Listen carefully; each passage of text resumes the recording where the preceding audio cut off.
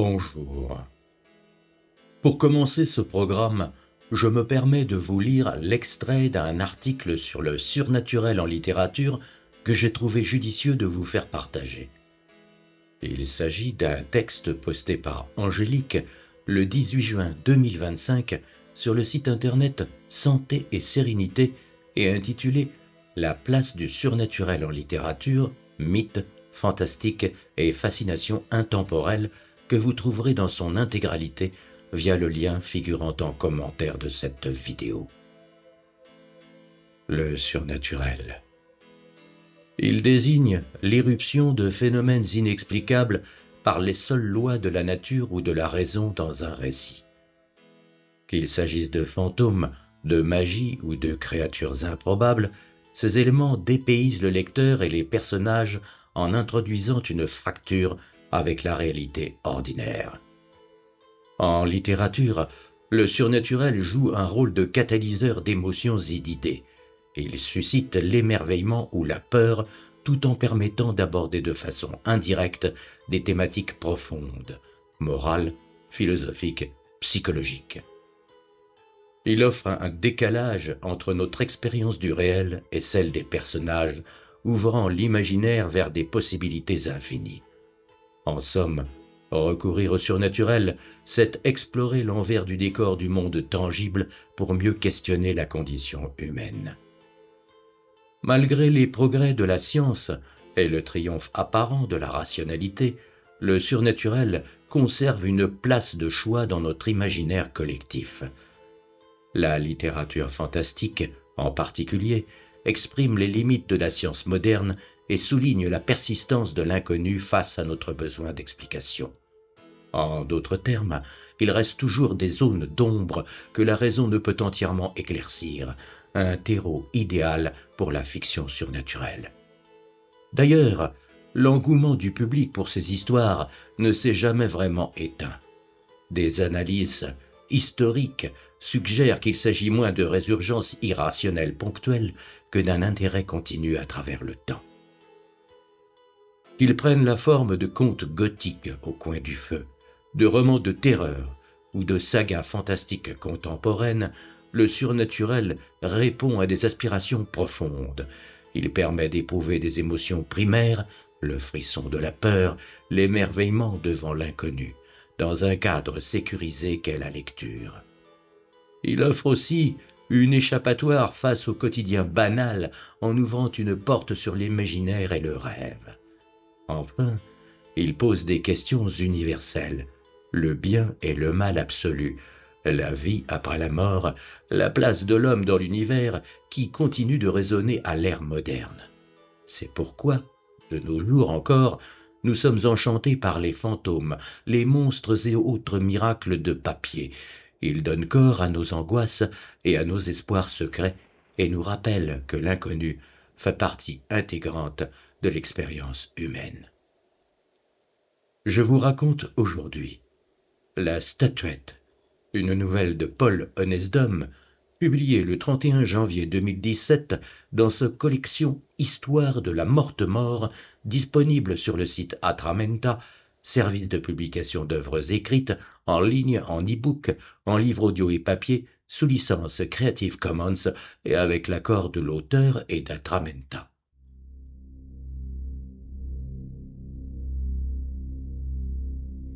Démons et merveilles, Michael Darjoy.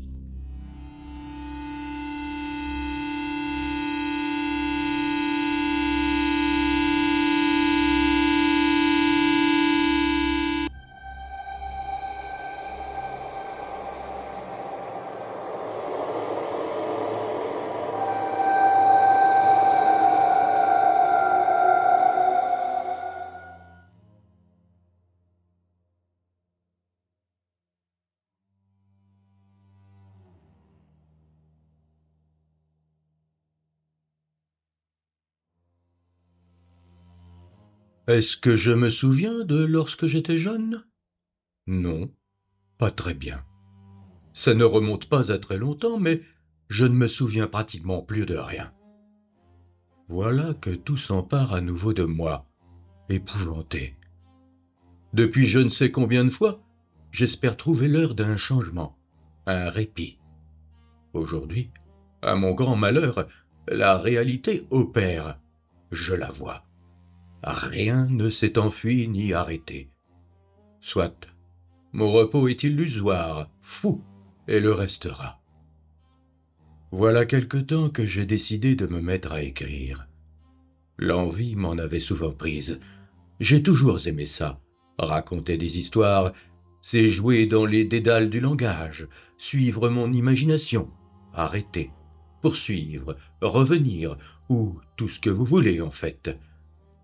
Tout enfant, je pouvais rester des heures sous un arbre à m'amuser avec 2 ou 3 feuilles.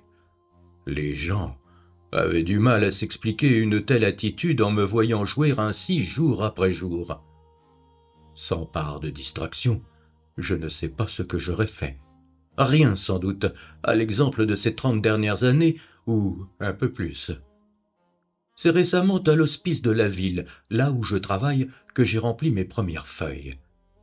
Les personnes dont je m'occupe me demandent de plus en plus régulièrement d'écrire des lettres qu'elles me dictent pour leurs enfants, leurs petits-enfants, leurs amis ou dans le cadre de démarches juridiques administratives.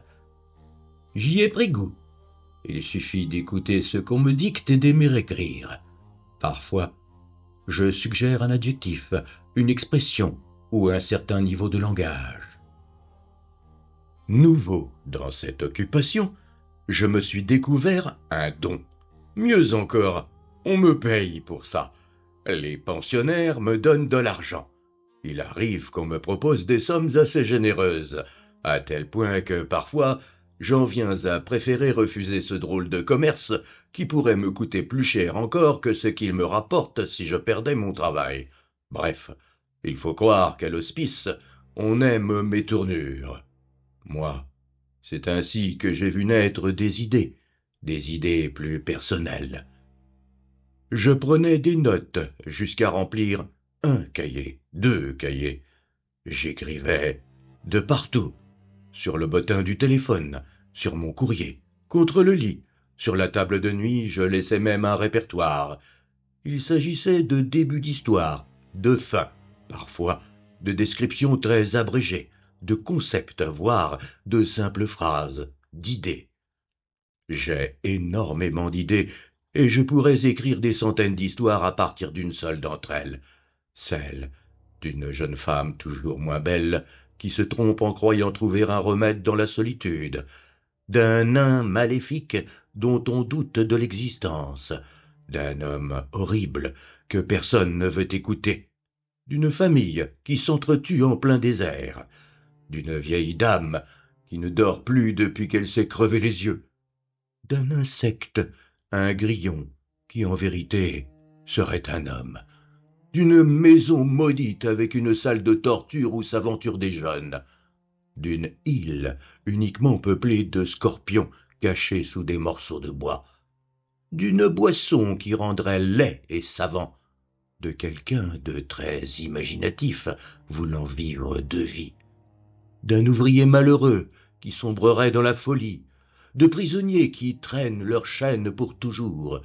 d'une jeune fille enfermée dans un cachot et que personne ne vient délivrer, d'une théorie philosophique condamnée à exister et à être juste sans qu'on ne puisse jamais s'en souvenir, d'un coffre magique renfermant la vie, d'une erreur qui au dernier moment ne s'avérerait n'avoir été qu'une farce criminelle, d'un livre qui rend aveugle et ignorant, d'une demeure construite exactement au même endroit qu'une autre longtemps auparavant où l'avenir deviendrait le passé, d'un homme qui capture un papillon et devient une larve, d'un instrument musical inconcevable dont les sons ne seraient perceptibles que dans la tête d'une seule personne se croyant morte, d'une mère et de sa fille vivant isolées dans un cabanon en pleine campagne et persécutées par une sorcière, d'un type qui n'arrête pas de se battre sans savoir se battre ni pourquoi il se bat, d'une rivière de sang qui serait vénéneuse, sauf pour un certain type d'homme vert à forme de poisson, d'un enfant attardé, possédé par le seul désir de s'enfuir, d'un pays qui ne serait qu'une forêt repoussante quand pendant des années des hommes se seraient entretués pour s'en emparer, d'un fossoyeur qui, perdant son identité, pourrait s'évader de prison, d'un plafond de chambre qui punirait les gens en s'abattant sur eux, d'un château où se réuniraient certains morts célèbres pour aspirer à une paix impossible, d'une pauvre femme cherchant les enfants qu'en réalité elle n'a jamais eus, d'une fleur d'où naîtrait brièvement un étrange insecte à forme humaine, jamais libre de penser, d'un lit réalisant les désirs de tous ceux qui s'y allongent, mais sans qu'ils puissent y dormir, sans quoi ils ne se réveilleraient jamais, d'un petit cours d'eau perdu dans un champ où personne n'irait jamais mis à part un enfant qui un jour y ferait une rencontre extraordinaire, d'une invasion de mouches transformant les hommes eux-mêmes en mouches, le sort de deux fantômes pouvant communiquer sans jamais se voir, d'un train de nuit qui n'arriverait jamais aux destinations prévues, d'une ville murée, protégée, inaccessible, où vivrait un peuple de possédés, d'un escargot géant dont on pourrait emprunter la coquille pour s'enfermer dedans, d'un jeu pouvant condamner au rire éternel ou à ne plus jamais rire selon l'humeur et le passé des participants,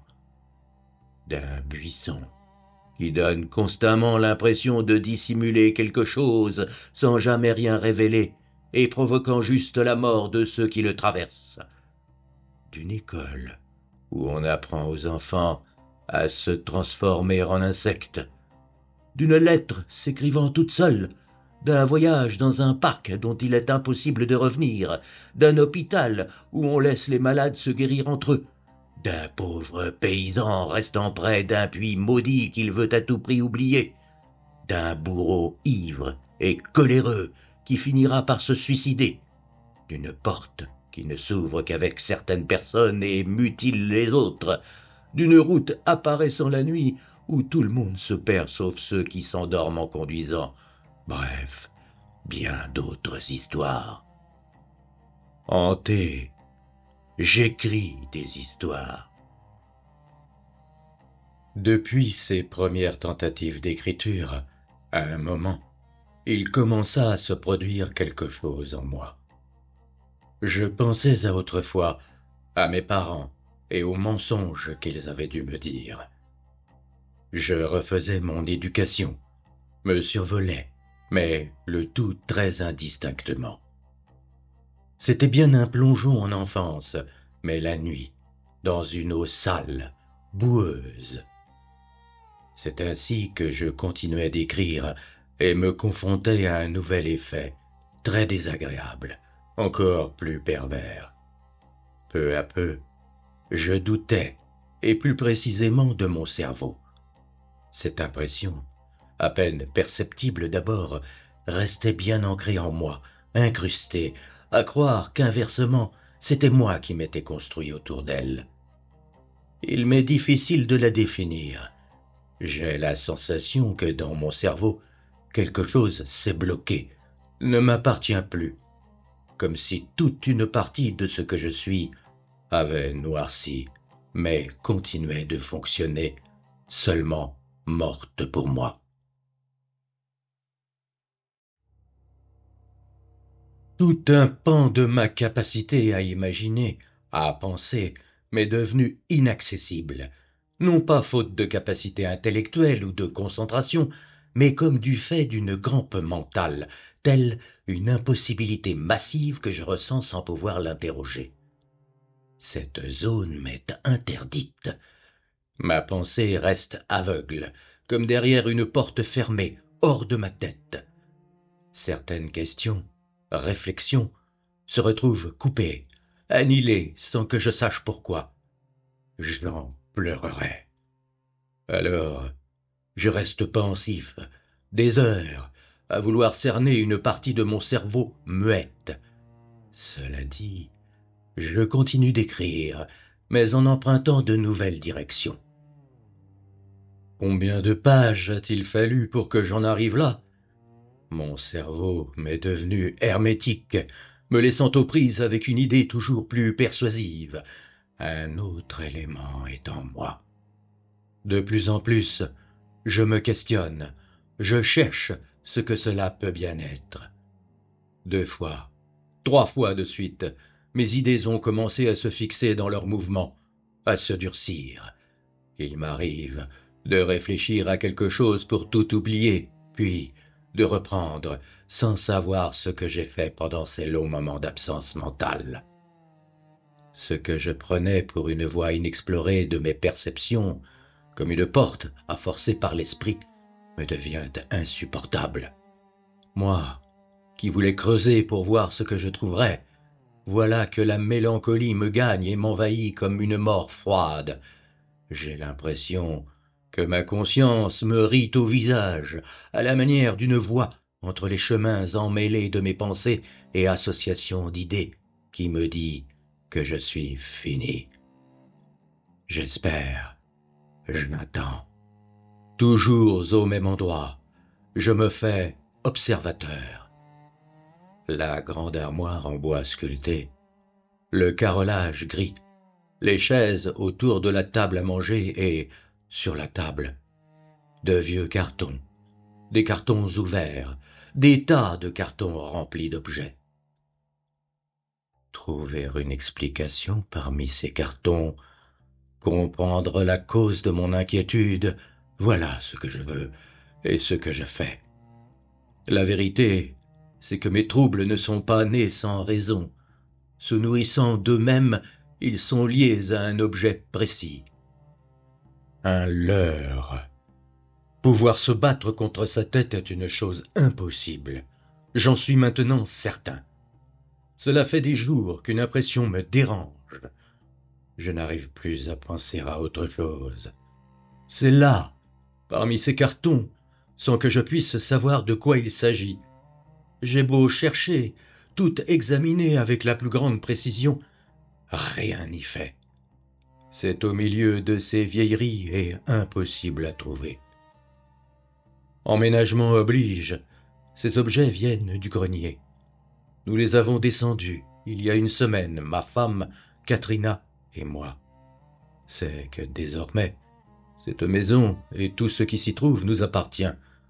Il s'agit d'un héritage qui nous rend un grand service d'ailleurs. Nous avons un enfant de 3 ans et comptons en avoir un autre. Avec mon modeste emploi d'aide à l'hospice et Katrina qui ne parvient pas à trouver de travail, nous n'aurions jamais pu nous offrir une telle maison, grande, retirée, près des bois.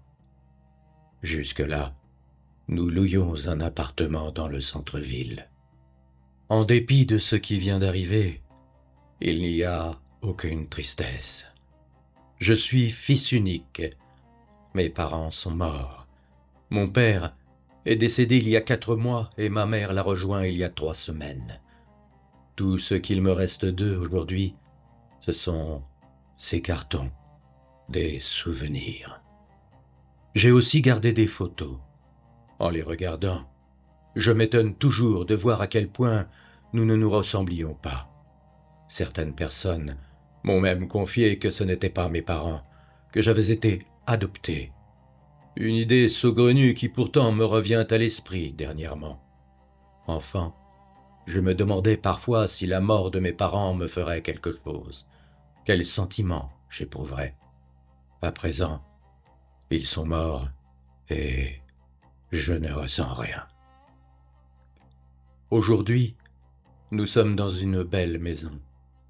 La porte d'entrée donne sur un salon spacieux partagé au fond entre, à droite, une banque qui précède une cuisine et, à gauche, un grand escalier conduisant à l'étage supérieur avec 2 chambres, mon bureau, la salle de bain, les toilettes et une terrasse. Plus haut encore se trouve le grenier. Grandement épris d'ordre, j'aime la disposition des pièces de cette maison. En prenant l'entrée, à gauche du salon, il y a une large bibliothèque suivie d'une porte donnant accès au garage. À droite, une horloge, et ensuite une baie vitrée ouvrant sur une véranda et le jardin où notre fils Vincent est en train de jouer. Dans le salon se trouve une télévision, un canapé et, au centre, cette grande table à manger où sont posés les cartons, ces cartons qu'il va falloir trier. À l'heure du soir, figé sur le palier, je balaye la pièce du regard, fixant chaque détail. C'est parmi tous ces cartons que quelque chose m'obsède, comme me retenant par les cheveux chaque fois que je veux quitter la pièce. Un élément à la fois imperceptible et présent, insupportable. Je ne parviens pas à savoir quoi. Quelque chose me gêne. C'est ici, sur la table, parmi ces cartons. J'avance parmi ces blocs identiquement dressés, obstacles infranchissables se partageant l'espace, se répétant, à peine écartés entre eux d'un mince réseau de voies toutes minutieusement symétriques, étouffées de ces banals rectangles convertis en autant de mystères marrons. Certains sont éraflés, usés, poussiéreux, d'autres semblent neufs. À égalité, empilés au centre de la pièce, parallèle à la malle à jouets de Vincent et dans l'axe du rectangle plus grand formé par la baie vitrée, ils sont sur la table, tels des fleurs, tournés vers le plafond dont on ne sait quel insecte va sortir. On reconnaît seulement leur parfum, moisi, celui du déjà vécu, du vieux. Allez donc savoir ce qui va sortir de ce ramassis de passé, de ces objets si habituels, transformés en autant de boîtes à souvenirs. Je me perds par l'envie d'écrire, au contraire. Il y a des histoires en cours, beaucoup d'histoires, mais la seule qui m'intéresse maintenant, c'est celle-ci, mon histoire, ce qui m'arrive. 3 ou 4 heures plus tard, le soir même, lors du dîner, je restais silencieux. Caterina non plus n'avait pas envie de parler.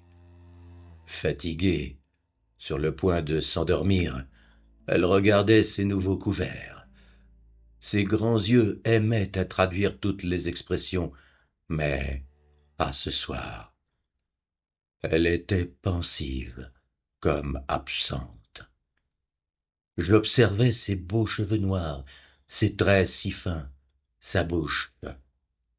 Elle me regarda, puis se tourna vers Vincent, qui avait terminé. Elle le laissa aller regarder la télévision et commença lentement à débarrasser. On s'était connus il y a environ 4 ans. Malgré sa détermination, cela faisait des mois qu'elle n'avait pas de travail. N'étant pas en bons termes avec sa famille, mes parents étaient un peu devenus les siens, et leur mort l'avait beaucoup affectée. Vincent et moi devenions les personnes en lesquelles elle plaçait chaque fois plus de sa confiance. Rien ne dérangeait le silence de notre nouvelle maison.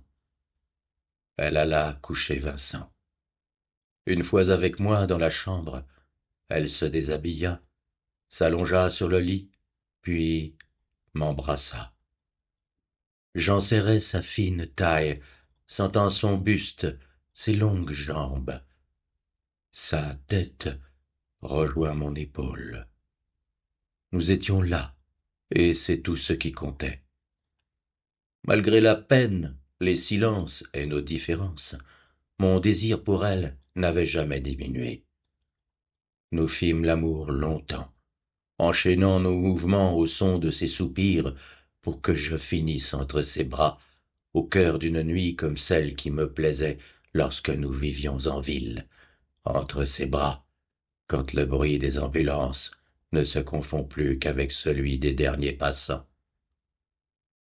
Passée la nuit, Katrina eut du mal à me réveiller. « Tu dois te lever, me dit-elle.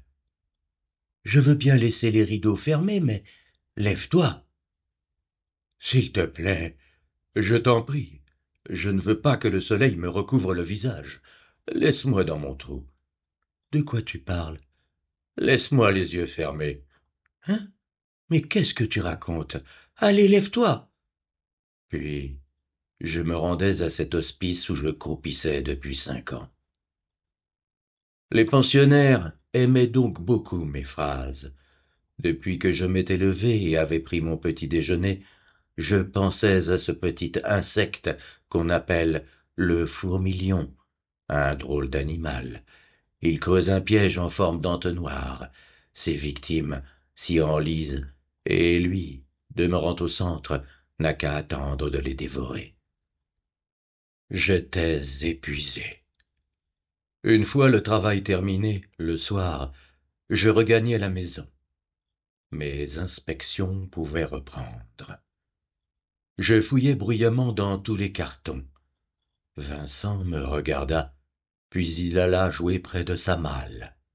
Agacée, Caterina me demanda ce que je cherchais. « Je n'en sais rien, lui dis-je. Dis-moi plutôt si je peux t'aider. Non, non merci. C'est que je ne sais pas exactement ce que je cherche. Et tu comptes tout déranger? Cela ne va pas t'aider beaucoup, au contraire. Bon sang, mais j'ai l'impression de parler à Vincent. Tu sais, tu es peut-être fatigué. Tu ne devrais pas faire tout ça. Qu'est-ce que tu cherches, hein? Tu te fais du mauvais sang? Repose-toi donc. Soit trop fatigué ou trop obstiné, j'écoutais ses conseils sans pour autant retrouver la paix. Après dîner, elle alla coucher Vincent avant de me rejoindre sur le canapé. Je n'avais rien à lui cacher. Si le motif de mes préoccupations semblait ridicule, en réalité, ce n'était pas tant les cartons qui me faisaient peur, sinon une impression qu'ils avaient sur moi, comme s'ils cachaient quelque chose en plus. Je repensais à l'idée de cette main m'agrippant les cheveux au moment où je quitte une pièce. Ayant du mal à m'expliquer tout ça, je n'en souffrais que davantage. Dans la chambre, je décidai d'en parler à Caterina, de lui confier mon angoisse. Elle réfléchit, étonnée, puis me dit que c'était psychologique, dû aux circonstances, qu'il s'agissait de la marque d'un état provoqué par la tristesse, les regrets. Je fermai les yeux. Peu à peu, des images entrèrent en moi, rouges et incohérentes, horribles. J'eus des cauchemars, de nombreux cauchemars, atroces et très mouvementés, avec des scènes qui terminaient toujours par des cris dans du sang, mon sang. Je me voyais mourir sans cesse. Pâle, les yeux hagards. Au matin, j'étais épuisé. Je n'avais jamais fait de cauchemar aussi intense, ni en aussi grande quantité, peut-être une trentaine. Ayant du mal à réfléchir, je parvenais à me rassurer en me disant qu'il ne s'agissait que de peurs stupides, de celles que nous générons parfois comme autant de paroles insensées lancées dans nos sommeils. Tôt ce jour même au travail, je demandais exceptionnellement à rentrer chez moi à midi pour pouvoir dormir. Une fois rentré, je ne pus m'empêcher de fouiller à nouveau. Je me débattais dans toute la pièce, observant les cartons, tous les cartons. Je les scrutais, sans bouger, avec crainte. Caterina me regardait.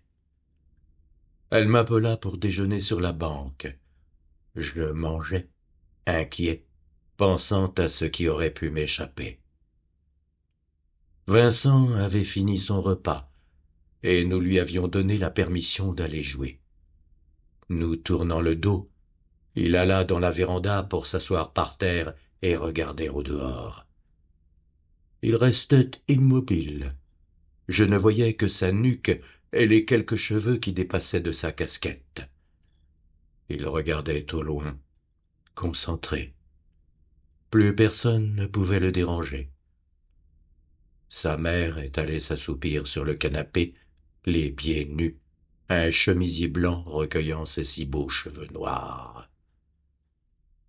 Savoir que Vincent était seul, ou plutôt se croyait hors de notre surveillance, m'amusait beaucoup.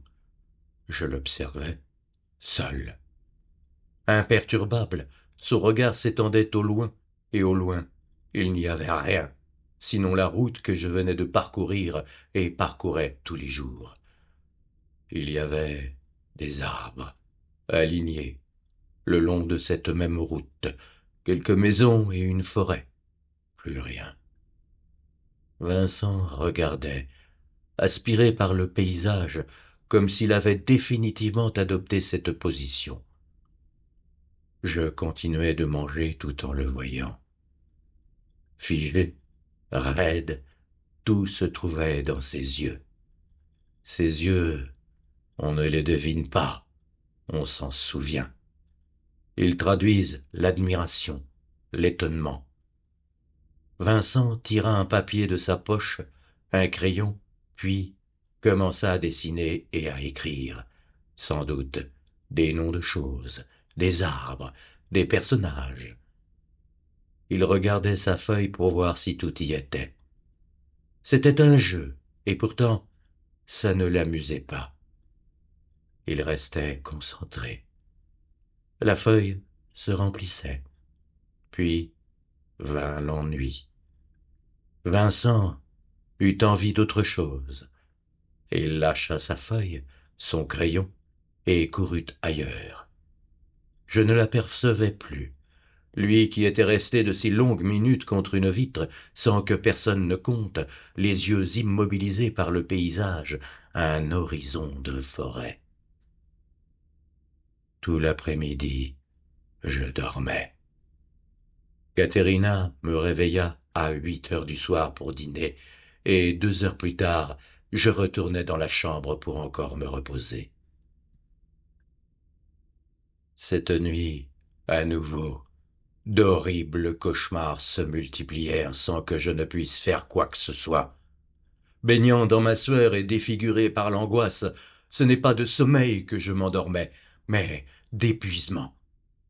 Je revenais à moi 2 heures plus tard à mon bureau, sous le bureau même, entre les fils électriques de la lampe et de l'ordinateur. Katrina se réveilla, accourut et se mit à pleurer en me voyant tel un fou, égaré, le visage tremblant. Elle appela un docteur, qui lui aussi me conseilla de me reposer pendant 5 ou 6 jours en prétextant une grande fatigue mentale et physique. Je me sentis un peu mieux et appelai l'hospice quelques heures plus tard pour les informer de la situation.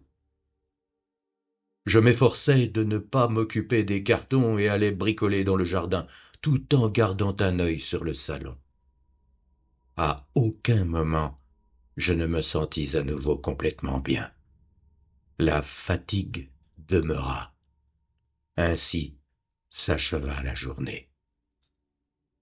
Là, cette nuit encore, des cauchemars m'empêchèrent de dormir. Il me fut impossible de fermer les yeux, de me laisser gagner par le sommeil sans qu'une image sourde et intense, horrible, ne vienne me donner la chair de poule, m'obligeant à rouvrir les paupières. Ne pouvant dormir, je décidai d'aller boire quelque chose. Je sortis du lit, quittai la chambre, puis descendis l'escalier pour me rendre dans la cuisine. Le salon n'était éclairé que par la petite lampe de l'escalier. Tout attentif, descendant l'escalier, comme j'en avais pris l'habitude, je me concentrai alors sur les cartons. Il n'y avait rien d'anormal. Quelque chose retint immédiatement mon attention. Je vis un bout de bois marron dépassé d'un carton. Je m'approchai. J'eus alors l'impression d'entendre un bruit bizarre autour de moi, comme si Vincent s'était mis à pleurer. Je regardais bien, m'approchant encore. Je la distinguais progressivement. La forme s'imposait à moi comme au ralenti. Tout mon sang se glaça. Des pleurs de Vincent s'élevèrent. Pris de panique, je tremblais, vacillais. C'était La statuette. Une statuette horrible, de type africain, marron et bleu, avec des yeux révulsés et une atroce langue pendante. Par je ne sais quel mystère, il fallait bien la reconnaître. D'où sortait-elle? Cette statuette grotesque m'avait traumatisé toute ma jeunesse. Mon enfance me revenait, éclaircissant un halo de tristesse et d'angoisse. Le halo d'une enfance dans laquelle je ne préférais pas retourner. Les pleurs se poursuivaient. Cette statuette, je pensais qu'elle n'avait jamais existé. Pourtant, elle était là. Je m'en souvenais, ça, oui, elle habitait au grenier. Quelquefois, elle m'en avait chassé, ne laissant apparaître que son visage, puis me poursuivant. C'est mon plus profond souvenir, celui d'un dîner en famille où elle aurait fait irruption en sortant de l'armoire. Je m'en souviens. Ce soir-là, pendant qu'elle cassait tout dans le salon, j'étais resté caché derrière le rideau de la baie vitrée en pleurant. Des années plus tard, j'en avais parlé à mes parents. Je me souviens, quand j'étais petit, un jour de fête, elle est sortie de l'armoire. J'étais caché derrière le rideau. Vous m'aviez protégé, vous l'aviez chassée. Je me souviens. Mes parents me répondirent que j'avais tout inventé, que c'était faux. Un soir, je me souviens que j'avais trouvé le visage de la statuette écrasé sur la vitre de la fenêtre de ma chambre. Elle me regardait. Sans voix, j'eus l'impression d'attendre des heures avant de pouvoir hurler de toutes mes forces. Plus tard, dans la nuit, alors que je me rendais dans la salle de bain, je la retrouvai assise au fond du couloir, me fixant. Certains soirs, je suis également certain qu'elle avait frappé à ma porte. Je crois que cette statuette de mon enfance, qu'elle soit rêve ou réalité, je m'en foutais. Elle me terrorisait, c'est tout. Elle représentait toutes mes peurs. Elle restait là, face à moi, dans la quasi-obscurité. Elle ne quitterait plus mon esprit. Je sentais un cri remonter du plus profond de mes entrailles. Je me retins. Jusque-là, j'avais nié son existence. Peut-être était-ce mon imagination. Peut-être cette statuette payait-elle le prix de mes peurs infantiles, que dans la panique je l'assimilais à de vagues souvenirs. Et puis, je ne savais toujours pas d'où elle venait. Peut-être que ma femme le savait, que c'était sa statuette. Puis surtout, je voulais surmonter tout cela, dominer ces peurs chimériques. Je m'approchais, fermais les yeux et touchais la statuette pour l'enfoncer dans le carton. Alors, je retournais vers l'escalier en essayant de ne pas regarder derrière moi, de me retenir de courir, mais, au contraire, de marcher lentement et de penser à autre chose. N'empêche que mes pas furent rapides. La statuette restait dans ma tête. Bien évidemment, cette nuit-là, je ne trouvai pas le repos. Je ne fis que des cauchemars, et la statuette était là. Épouvanté, c'est malgré moi que toute cette nuit je fus torturé par la source de ma profonde peur. La nuit blanche que je passais fit que le lendemain matin, abattu, tout étourdi, j'attendais les premiers rayons du soleil pour aller vérifier le carton. La statuette était bien là. Je n'en disais rien, préférant tout faire pour l'oublier, puis gagnais le jardin pour dormir dans le hamac. C'est seulement en fin d'après-midi que je me réveillais, fatigué, préoccupé, sans notion du temps. Caterina me demanda comment j'allais. Je ne savais pas quoi dire et, malgré mon état, préférais garder le silence, simulant la surprise. Voyant mon reflet sur la baie vitrée, Je ne me reconnus plus tant j'étais pâle, vide. Caterina fit immédiatement à manger et installa Vincent à table. Elle me demanda comment je m'étais arrangé avec l'hospice, pourquoi est-ce que j'avais dormi dehors. Elle me demanda à nouveau comment je me sentais. Je l'écoutais, silencieux, sachant très bien où allaient la conduire ces questions. Elle me parla d'aller voir un psychologue. « Mais pourquoi voudrais-tu que j'aille voir un psychologue ?» demandai-je. « Pour retrouver ta confiance, parler avec quelqu'un, savoir quoi faire. Il pourrait te donner des conseils, t'éclairer un peu sur ton cas. Je te vois depuis des jours. Ce que tu fais n'est pas sain, et tu n'écoutes personne. Ne va surtout pas croire que j'exagère. Je pense seulement que tu as besoin d'aide. Ce qui t'est arrivé t'a forcément perturbé. Tu étais fils unique. Nos troubles, on les exprime tous différemment, et tu ne t'y prends pas comme il faut. Ce serait bien que tu puisses voir quelqu'un comme un psychologue, juste quelques séances.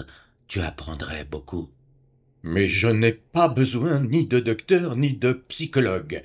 Le problème est tout à fait différent. Je ne veux pas en parler pour l'instant, c'est tout. Laisse-moi 2 ou 3 jours et je t'expliquerai. Je sais ce qui m'arrive. Laisse-moi un peu de temps. C'est vrai que tout ne va pas très bien dernièrement. On ne discute plus. Cela ne va pas durer. Tu as tes ennuis. Tu n'as pas de travail et de toute façon, on ne connaît personne qui puisse s'occuper de Vincent. Puis, la mort de mes parents t'a beaucoup touché. Enfin, l'emménagement est difficile. Tout ça, je m'en rends bien compte, et j'ai encore un autre problème. Je t'expliquerai. Mais pourquoi pas tout de suite? Mais c'est impossible. Ça me ressemble à la fois si fort et si ridicule. Je n'ai même pas l'idée de t'en parler. C'est impossible. Ce n'est pas commun. Bon sang, c'est ce dont tu m'as parlé il y a 2 jours. Tu commences vraiment à me faire peur avec tes histoires. Il n'y a pas à avoir peur. C'est personnel et passager. Alors, vivement que tu puisses t'expliquer et que cela passe vite. Rien de plus ne retint son attention. Nous parlâmes d'autre chose. En conclusion, elle demeurait plus inquiète qu'effrayée, et c'était bien ainsi. Au moins, me voyant conscient et lucide au sujet de mes angoisses, elle situerait leur cause dans des explications plus plausibles. Je me retrouvais seul, avec ma peur. Comme tant de fois, le soir même, après le dîner, on alla coucher Vincent. Tout semblait calme, silencieux. Nous regardions la télévision. Je ne pouvais m'empêcher de lancer des regards par-dessus mon épaule pour observer le carton, m'assurer qu'il était bien là et que rien n'en sortait ni ne bougeait à l'intérieur.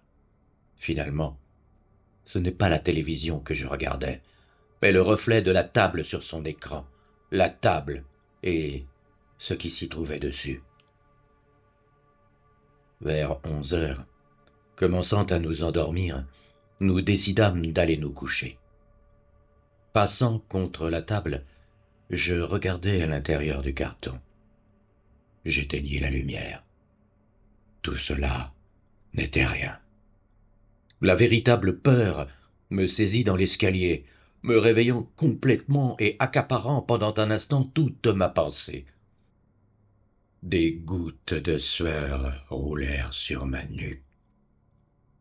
Désormais, il me faudrait dormir, et avec la statuette, je savais que ce serait impossible. Je ne voulais pas m'assoupir. Dans la chambre, Caterina retira ses vêtements, ouvrit le lit et se glissa dedans. Je restai sur place. Elle en avait assez entendu pour aujourd'hui. Je ne voulais pas perdre le peu de calme que je lui avais rendu. Et puis, ce que je voulais, c'est pourquoi j'avais parlé. Je le savais, non?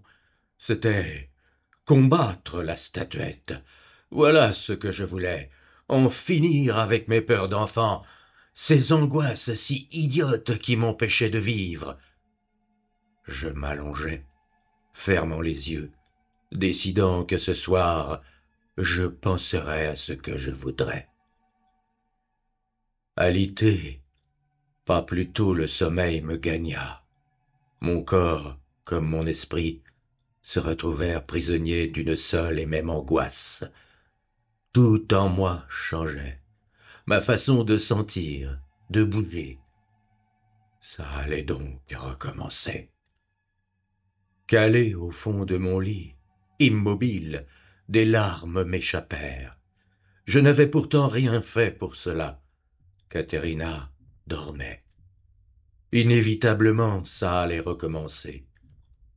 Je pleurais en haïssant la nuit et cette maudite statuette. Ce fut horrible. La statuette ne quitta pas mon esprit une seule seconde, et dans mes tourments, je pensais, si seulement je pouvais l'oublier, si je pouvais ne plus y penser, tel le soleil, elle est là. Rien qu'en faisant attention à mes yeux, vous pourriez voir comme j'ai peur, comme elle me brûle l'esprit. Toute ma vie, j'ai eu cette crainte. Toute ma vie, elle m'a effrayé. Elle me condamne à cette situation désespérée comme à crier au secours seul dans un désert. Son image était là, une image de mort. Mes peurs revenaient en me touchant avec autant de force et d'horreur qu'autrefois. De partout, je la voyais, figure informe, monstrueuse, et je me sentais mourir. Elle me regardait, me poursuivant, ouvrant sa bouche, me tuant. À la douleur de me voir le lendemain épuisé, l'idée de fuir me traversa l'esprit. Puis, dans un réflexe de lucidité, toute la situation m'apparut avec plus de distance. Un autre point de vue s'imposa à moi, celui de la réflexion. Comme lorsque face à un gouffre, au dernier moment, la raison vous rappelle à l'ordre pour vous faire reculer. Ce raisonnement n'était pas le bon. Je n'en pouvais plus et je me trompais. La fuite, c'était la solution du fou. Ce qu'il me fallait, c'était me débarrasser de l'objet de mes peurs. J'allais le chercher.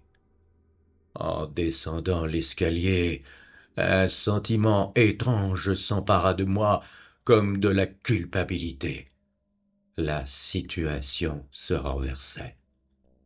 Je ne sentais plus de haine pour la statuette, mais de la pitié.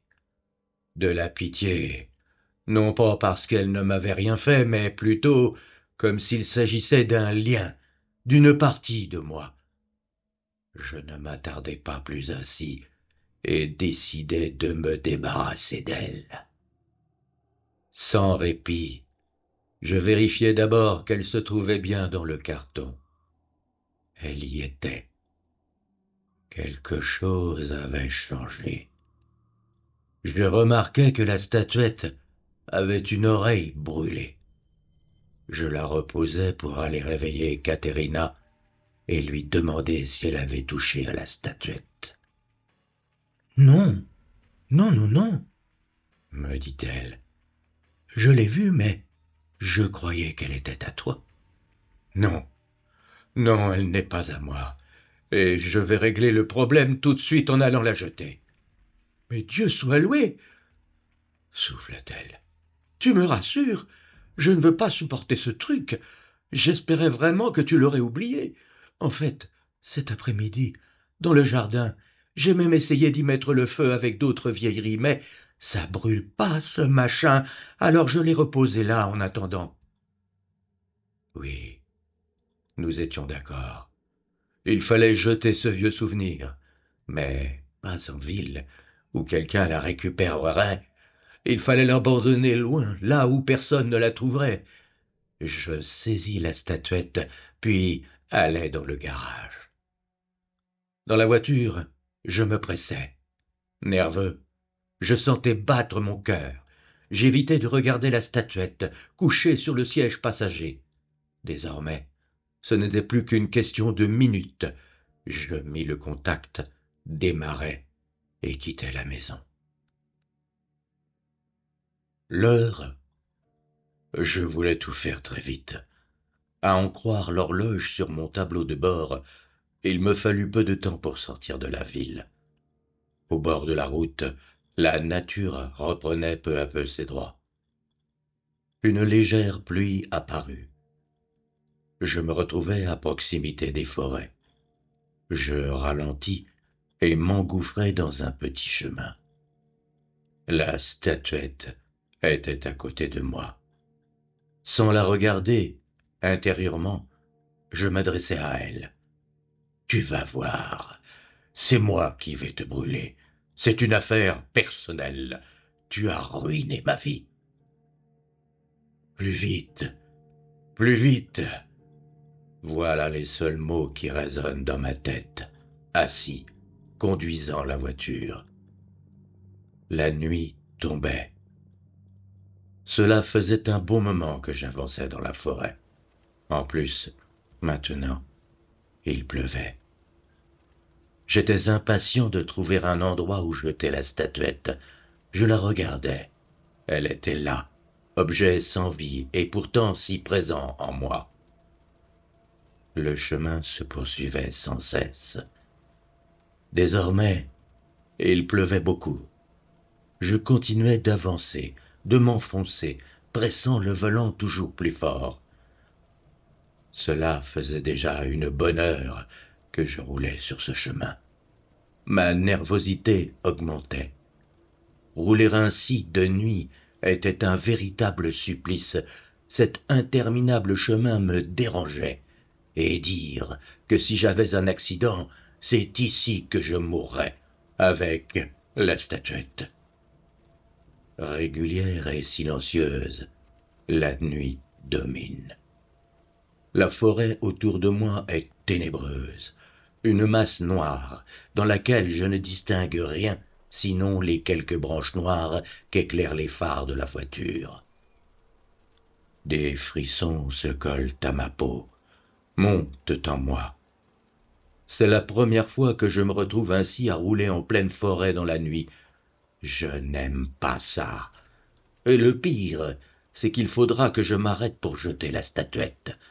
Rien que cette idée m'emplit de frissons. Je n'en aurai pas la force. Plus je roule, plus je déteste la forêt. Je la hais. Il ne manquait plus que ça. Voilà que je commence vraiment à m'angoisser. De plus, avec la statuette à côté de moi, je ne peux m'empêcher d'avoir peur. Je n'ose pas la regarder, puis y jette un coup d'œil rapidement. Elle est là, immobile, sur son siège passager. Très vite, je me retourne pour regarder la banquette arrière. Voilà une autre vieille obsession qui revient. Dès que je suis seul en voiture, dans la nuit, que j'ai peur, je me retourne pour vérifier s'il n'y a personne derrière moi. Quelqu'un qui voudrait m'étrangler ou me faire mourir de peur. Avec toutes ces conneries, je deviens encore plus nerveux. Je dois me concentrer sur ce chemin. Je ne devrais plus tarder à trouver un endroit où m'arrêter. Enfin, je pense. Au bord du chemin, même l'herbe que j'éclaire de mes phares semble morte. Je jette un autre coup d'œil derrière moi. Il n'y a personne. C'est bon. Et pourtant, je me retourne à nouveau, évitant de regarder la statuette. Et puis, merde, tout ça va me faire avoir un accident. Je dois me concentrer sur le chemin. Il n'y a rien derrière moi. Mais c'est en vérifiant que je me persuade toujours plus du contraire. D'un autre côté, si je ne me retourne pas, comment être sûr qu'il n'y a rien? Je dois abandonner ces pensées, les éliminer, pensais-je. Pas vraie petite statuette. Elle restait sur son siège. Je dois me concentrer. Je finirais bien par trouver un endroit où la balancer, puis rentrer chez moi et tout oublier. Je regarde dans le rétroviseur. Il n'y a personne derrière. Sur le pare-brise, je peux voir mon reflet, mais j'évite de trop y prêter attention. Cela me fait peur. Lorsque je vois mon reflet, j'ai l'impression de ne plus rien contrôler. Quelqu'un pourrait me tuer sous mes propres yeux. Le chemin est tortueux, et puis avec cette pluie, une légère brume apparaît. Toujours cette pluie. Au fond, le bruit des gouttes d'eau sur mon pare-brise ne me dérange pas. Mais ces gouttes semblent rendre mon reflet plus insistant. Du moins, elles m'obligent à le regarder. Il n'y a personne derrière moi. Je tourne vite la tête. Non, il n'y a personne. Rien que la nuit. Sans les phares, c'est l'obscurité totale. À côté de moi, la statuette me regarde. La forêt m'étouffe, m'épouvante. La forêt, je ne veux pas entendre ces bruits, ces appels. Pourtant, je la vois. Elle reste là. Comme la statuette à côté de moi, elle reste là, horrible. Je suis seul, sans ciel, sans étoiles, rien qu'avec la pluie. Les gouttes recouvrent mon pare-brise. Je n'y vois presque plus rien. J'avance, sans savoir où je vais. Je ne vois rien autour de moi. Elle est là, la forêt, l'horrible forêt, ses bruits, son obscurité, une masse d'horreur. En fait, non. Je décide que je ne sortirai pas de la voiture, que je n'en sortirai jamais. Je balancerai la statuette par la fenêtre. Mais avant tout, il me faut trouver l'endroit adéquat. Ici, près du chemin, elle serait trop contente. Mais jamais je ne marcherai dans la forêt. Je n'ose même pas y penser. Elle m'horrifie. La forêt est de partout. Le chemin n'en finit pas. Mon cœur, je sens mon cœur battre, mon sang circuler. Lentement, je regarde la nuit. J'essaye de différencier les arbres du ciel. Impossible. La statuette est là. La pluie augmente encore. Les arbres sont morts. Une mort multipliée. J'ai peur. J'entends ma mort arriver. Elle nous tuera tous. Je songe à tous ceux qui sont morts, morts entre les racines de ces arbres, morts dans les pires souffrances, dans des mares de sang. Ces arbres vivent du sang de milliers de morts. Ils s'élèvent et nous effraient grâce à ce son.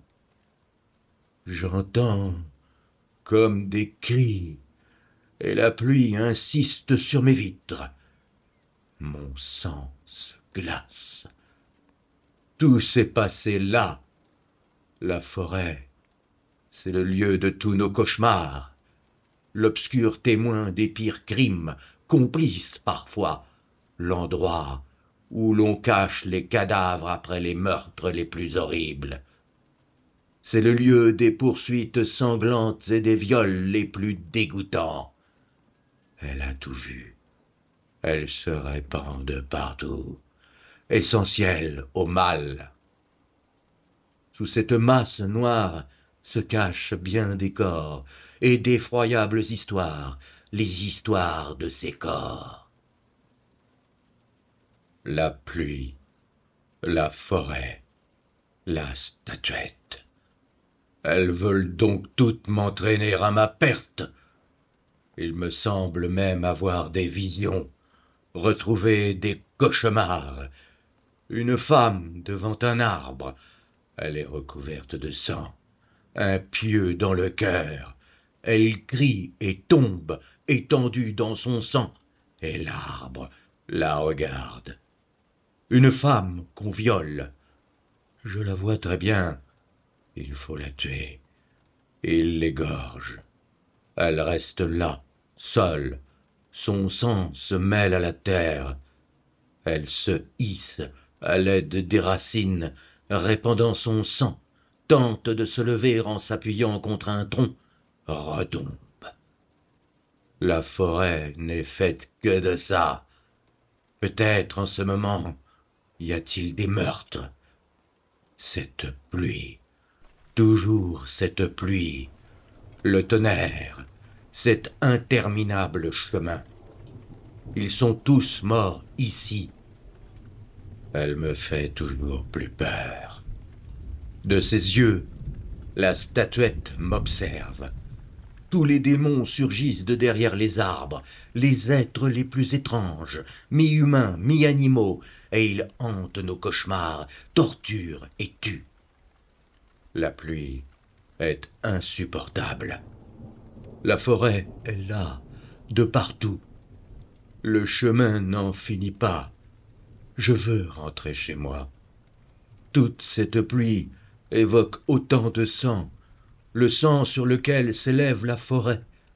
Je veux rentrer chez moi, je veux rentrer chez moi, oui, mais je continue de conduire, me concentrant. Je continuerai, coûte que coûte. Le chemin se poursuit, sinueux, quasi impraticable. Parfois, un éclair l'illumine dans un flash. On n'en voit pas la fin. Plus j'avance, moins il semble conduire quelque part, m'invitant seulement à me perdre. Ce chemin va me tuer, je le sens. Je poursuis. Allongée, la statuette est à côté de moi. Je ne trouve pas d'endroit où la jeter. Elle semble être à son aise de partout où je pourrais l'abandonner. Je continue de lui parler, lui jurant que je trouverai cet endroit. Je poursuis. Il y a une bifurcation à droite. Je l'aperçois au dernier moment et m'enfonce dans cet autre chemin encore plus étroit. Je roule au pas. Des branches me gênent. Je ne trouve nulle part où jeter la statuette. Le chemin devient impraticable, débouchant sur un grand buisson. Pensant à me défaire à jamais de la statuette, je me résous à sortir. J'arrête la voiture et décide de continuer à pied, laissant mes phares allumés. Je prends la statuette, essayant de me convaincre que je n'aurais qu'à faire quelques pas pour la jeter plus loin. Je ne trouve pas. Je marche, sans même plus faire attention à la pluie. Je marche longtemps, devant la voiture, aussi loin que la lueur des phares me le permet. Je ne trouve aucun endroit où abandonner la statuette. Sans m'arrêter, je cherche. Même si c'est obscur, je passe derrière les buissons.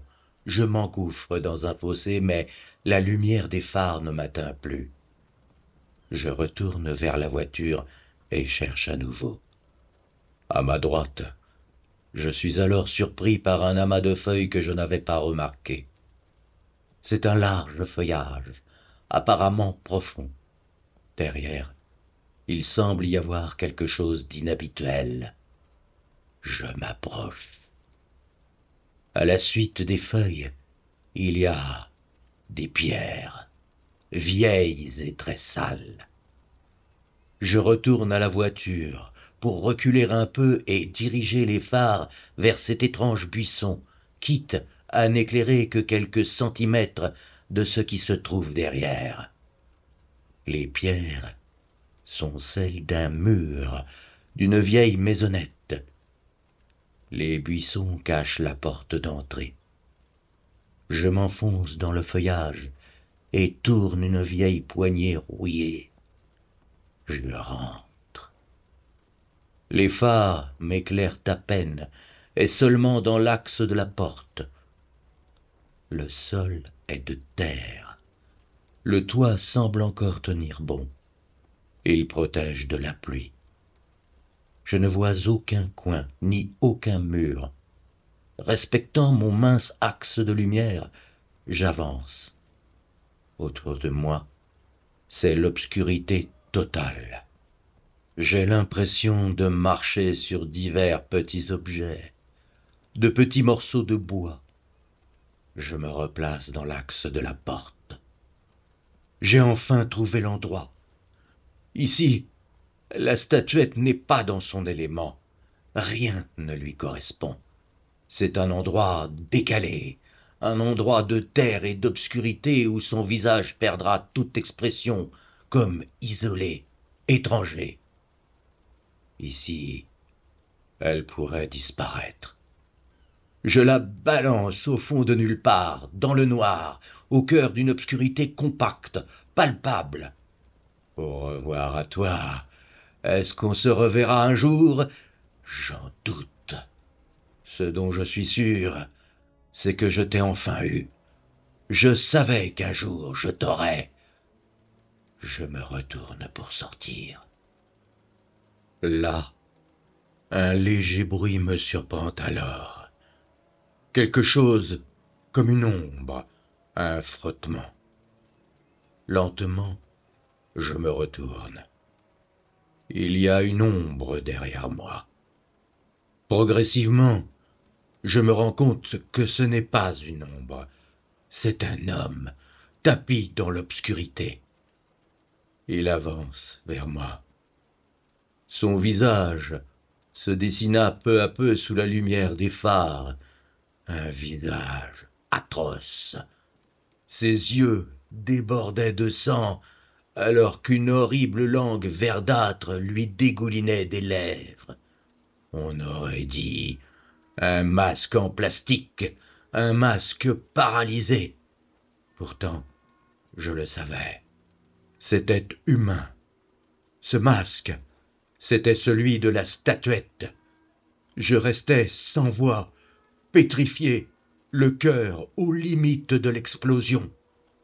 Le monstre se mit à pousser un horrible cri, déchirant la nuit, me traversant de part en part d'une terreur plus froide que la mort. Puis il s'arrêta. Dehors, j'entendis des pas. Les buissons devant la porte d'entrée bougèrent. Une silhouette apparut. Celle d'un personnage, enveloppé d'un grand voile dont le visage restait caché. Il entra, s'arrêta et me dit que je devais rapporter la statuette chez moi, sans quoi ma femme mourrait de chagrin et mon fils serait atteint d'une maladie le rendant monstrueux à jamais. Étant incapable de prononcer le moindre mot, seules mes pensées purent répondre. Elles répondirent « non ». L'homme au visage de la statuette prit un air triste, puis se replia sur lui-même, rétrécissant. Celui au voile s'effondra, vide. Son voile flotta quelques secondes avant d'également rejoindre le sol. Aussitôt, abasourdi, pris de panique, je regagnai la voiture. Je pus retourner chez moi, enfin sans la statuette. Je souffrais. Mon corps me torturait. Dans le rétroviseur, je vis que ma tête était enflée, recouverte de cloques et de sang. D'atroces démangeaisons se répandaient sur tout mon corps. En rentrant chez moi, j'agonisais, méconnaissable, la figure verdâtre, couverte de pustules saignants. Caterina ne dormait pas. Elle m'attendait dans le salon. Elle m'aperçut. Elle hurla. Le hurlement se bloqua. Elle mourut sur le coup. Mon visage était celui de la statuette. Je pleurais. Oui, je pleurais beaucoup. Ne me laisse pas. Je veux être avec toi. Ne fais pas ça. L'heure n'est pas venue. Où que tu ailles, je veux t'accompagner, être avec toi, t'aimer. Écoute-moi, écoute-moi. J'ai besoin de toi. Seulement un moment. Ne pars pas, s'il te plaît. Je veux t'aimer pour toujours. Ne m'abandonne pas, non.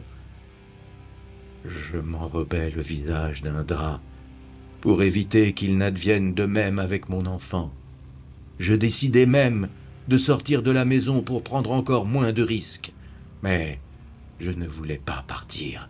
Je voulais rester là, voir mon fils. Je me sentis tomber puis rétrécir comme un objet. Seul, le drap dont je m'étais couvert resta en l'air, comme habité, avant de s'envoler, vide. Je voulais rester là, voir mon fils grandir, quelle que soit sa nouvelle famille et l'endroit où il vivrait. Je voulais rester auprès de lui, pouvant encore à peine me déplacer, et rétrécissant encore, je me dépêchais de gagner le salon, puis me dissimulais parmi des jeux, des figurines, me glissant dans la malle à jouets.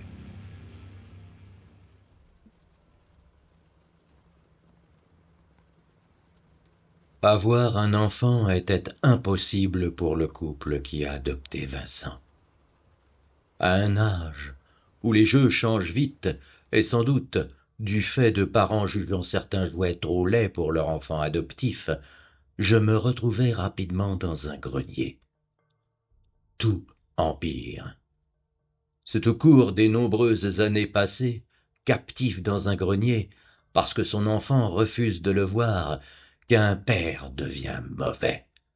Sa haine augmente, le poussant à tourmenter sa descendance par d'atroces cauchemars, voire à trouver les moyens de l'effrayer par de soudaines irruptions. Voilà. Seulement, ce n'est pas un cercle. L'histoire ne se répète pas. Je suis seul. Personne ne veut jouer avec moi. Je voudrais me tuer, comme on tue un insecte, tout en réalisant que je me tue moi-même. Je suis seul, dans un carton. Voilà que tout s'empare à nouveau de moi, épouvanté. Depuis je ne sais combien de fois, j'espère trouver l'heure d'un changement, un répit.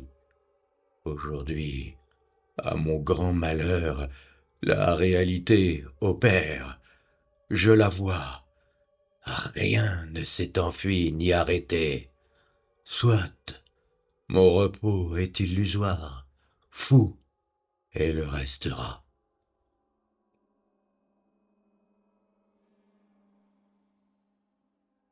Je vous ai proposé La Statuette, une nouvelle de Paul Hnesdom, publiée le 31 janvier 2017 dans sa collection Histoire de la morte-mort et disponible sur le site internet Atramenta, service de publication d'œuvres écrites en ligne, en e-book, en livre audio et papier, sous licence Creative Commons et avec l'accord de l'auteur et d'Atramenta. À bientôt.